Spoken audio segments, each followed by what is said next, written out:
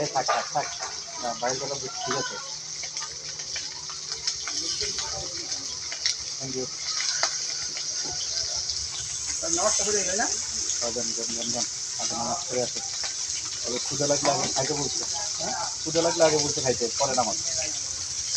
ইসলাম সহজ, আবার ইসলাম কঠিন, আবার অনেক কঠিন। যেমন আপনার ক্ষুদা লাগছে আপনাকে খান না। হুম হ্যাঁ